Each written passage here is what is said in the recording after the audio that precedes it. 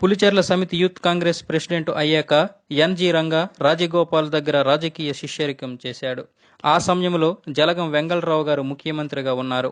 ఆయన చిత్తూరు వచ్చినప్పుడు చంద్రబాబు ఎంతో మంది స్టూడెంట్స్ ని ఆ సభకి వచ్చేలా ఏర్పాట్లు చేసి సభావేదిక చుట్టూ యువతే కనబడేలా చేశాడు. దాంతో చంద్రబాబు సీఎం దృష్టిలో పడ్డాడు. బాబుని వేదికపై మాట్లాడమని అవకాశం ఇచ్చారు. మైకు తీసుకున్న చంద్రబాబు వరకట్నానికి వ్యతిరేకంగా యువకులతో ప్రతిజ్ఞ చేయించాడు. ఈ ఆలోచన నేతలందరికీ నచ్చింది. ఈ విషయం అప్పట్లో చిత్తూరు జిల్లాలో విస్తృతంగా ప్రచారం అయ్యింది. దీంతో జిల్లా యువత చాలా మంది యువజన సంఘాల్లో చేరడానికి ముందుకు వచ్చారు.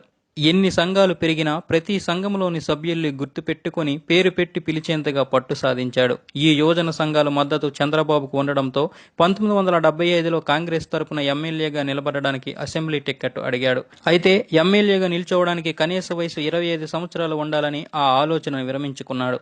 తర్వాత వచ్చే ఎలక్షన్లో కొత్తగా ఏర్పడిన చంద్రగిరి